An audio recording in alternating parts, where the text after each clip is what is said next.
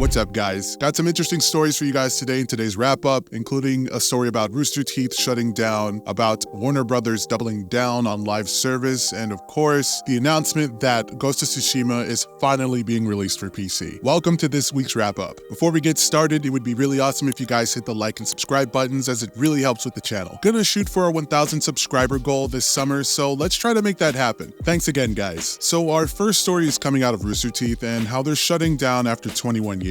They still have a podcast going for the moment, but as for all the other stuff, it looks like that's done and 150 employees are being laid off. On Variety, it says that parent company Warner Brothers Discovery, after unsuccessful attempts to sell the unprofitable Fandom, gaming and comedy entertainment division is shutting down Rooster Teeth's operations. For a lot of people, the writing was on the wall from the get-go, and I haven't really delved much into Rooster Teeth's content for quite some time, but one of the channels that I used to watch was Inside Gaming, and I loved Funhouse as well. But Inside Gaming was one of the major things that I used to watch for my weekly gaming news, and I'm really sad to see it go. It's a major reason as to why I started the channel. The closure of Rooster Teeth will result in layoffs of its approximately 150 full-time employees and will throw dozens of contractors and content creators out of work as well. As for right now, it looks like Warner Brothers is trying to sell off the popular IPs like RWBY, Red vs. Blue, and Michael B. Jordan's animated mecha series Genlock. A lot of people are devastated by the news, and a lot of people aren't very surprised. Regardless of what your stance is on what happened with the company, I'm just very sad that it's shutting down in general. I used to watch Red vs. Blue in middle school and high school. I used to enjoy that while playing Halo 2 and Halo 3. I enjoyed watching Inside Gaming. It's a very big influence as to why I do the weekly news and the games next week. I always enjoyed their segments. I had always enjoyed watching Funhouse with Bruce and Lawrence, Alana, and all these other people. I know there were some controversies that happened with some of the people there, but I won't jump into that. For me, it started becoming apparent that Inside Gaming wasn't really all it was cracked up to be once Bruce and Lawrence left. It seemed like there was a lot less Funhouse stuff going on as well, and the Inside Gaming channel seemed to just be going in a downward spiral overall. I still enjoyed the content, it just seemed that a lot of the content was kind of all over the place once it was going down this downward spiral. A lot of the ex-employees have been speaking up about how they feel about this whole situation, so if you manage to catch them on one of their Twitch streams or anything like that, be sure to show them a lot of support. A lot of them were very creative, and it's never easy getting laid off, so I really wish the best for them in the long run. How do you guys feel about Rooster Teeth shutting down after 21 years? Was the writing on the wall for a lot of you, or was this a shocker to some of you? Feel free to let me know what you guys think in the comments. While we're on the topic of Warner Brothers, let's talk about how they're doubling down on the commitment to live service games. So we all know about Suicide Squad Kill the Justice League at this point, I'm sure. At the moment of making this video, it is currently at 755 players playing right now. Everyone at this point knows that Suicide Squad Kill the Justice League has had an abysmal launch. By the way, if this video gets, I don't know, about 500 to 1,000 likes, I will buy Suicide Squad Kill the Justice League and play it on a stream. But yeah, even the higher-ups at Warner Brothers admitted that this game didn't perform the way that they had wanted it to. But that doesn't appear to be discouraging for the company in the slightest, because it looks like they're doubling down on their commitment to live service games. I guess they look at the success of Helldivers and they're like, I want that right now. And look, it's not impossible to make a good live service game, because Helldivers is a prime example of a good live service game. I mean, yeah, right now it's kind of buggy because of the patches, but underneath all the bugs, there's a really solid game, and it's made by a AA developer with the backing of Sony. So according to WB Discovery gaming boss JB Perret, it's no longer about launching a one-and-done console game, but focusing on a live service where players can live, work, build, play, and return to regularly. And look, that's not a problem when you build a game and you put love into that game and money isn't the only driving force behind that game. I would think that the goal of building a game isn't to milk the player for everything that they've got in their wallet, but rather to make sure that they love everything that your game has to offer so that they can come back over and over and over again, regardless of if it's live service or if it's a single player game. I'm currently doing my first playthrough of Batman Arkham Asylum, and I can guarantee you that I'm going to go back to it once I finish playing this game. I'm going to start it from the beginning because this game is genuinely good, but I can't say that people will feel feel the same about Suicide Squad Kill the Justice League. It really seems like that game was built around a live service rather than delivering a decent story with decent gameplay. I mean, the gameplay looks pretty solid from what I've seen, but come on, the final boss is a color palette swap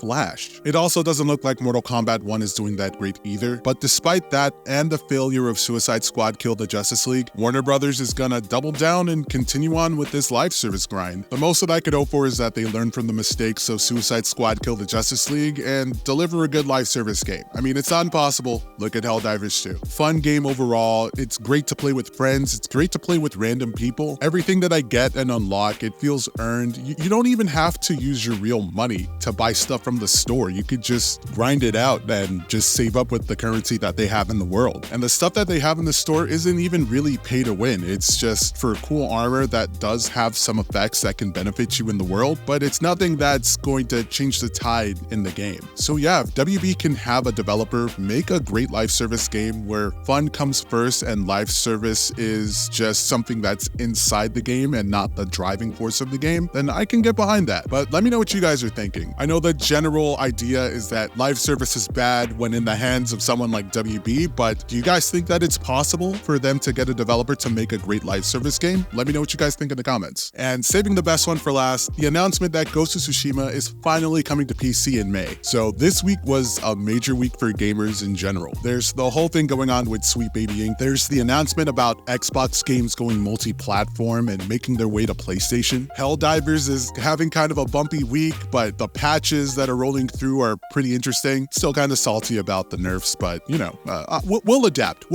But the biggest piece of news to come out, at least for me, was that Ghost of Tsushima is finally coming to PC. For those of you who don't know what Ghost of Tsushima is, it's a 2020 action-adventure game developed by Sucker Punch Productions, you know, the people who brought us Infamous and Sly Cooper, and was published by Sony Interactive Entertainment. We play as the utter badass Jin Sakai, who's a samurai on a quest to protect Tsushima Island during the first Mongol invasion of Japan. This is a remarkable game. It sits at an 83 Metascore and a user score of 9.1. I'm currently doing a playthrough of it on the PlayStation 5, but I might just hold off on it and just finish playing the game on PC when it eventually comes out. There are some people who aren't exactly happy about this being ported to PC, but I mean, I bought a PlayStation 5. I had gotten Ghost of Tsushima on PlayStation 4, but never really had the chance to play it often, and I got it again on PlayStation 5, the director's cut, and still didn't quite get the chance to play it. Finally sat down and played through a good chunk of the story, and I've just been in love with it ever since playing it. I primarily use PC, so I view this as a mega win, but I can kind of see why some Sony fans would be upset that this is no longer an exclusive for the console. But yeah, I'm excited about this news, and I'm sure a lot of other people are excited as well. But let me know what you guys are thinking in the comments. Are you guys happy about this finally getting ported to PC? Are you guys upset that it's not a console exclusive anymore? Are you kind of just torn in the middle about how you feel? Let me know what you guys are thinking in the comments. All right, guys, it's time for the games coming out next week.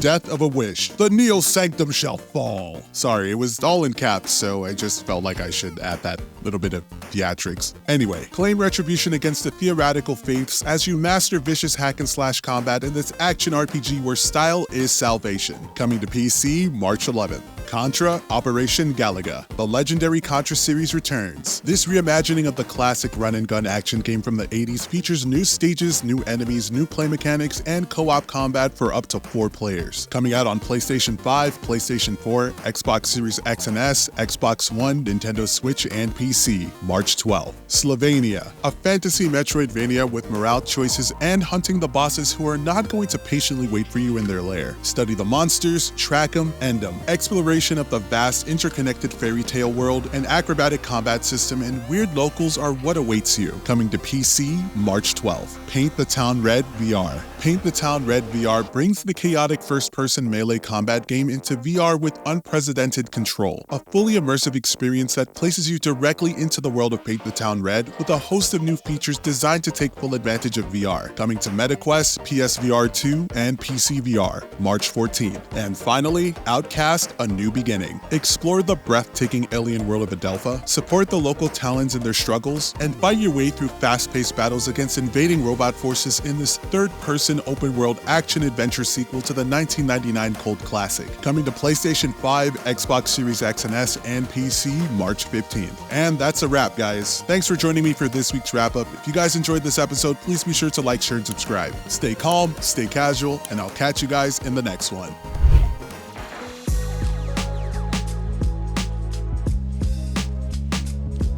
There is just one more thing.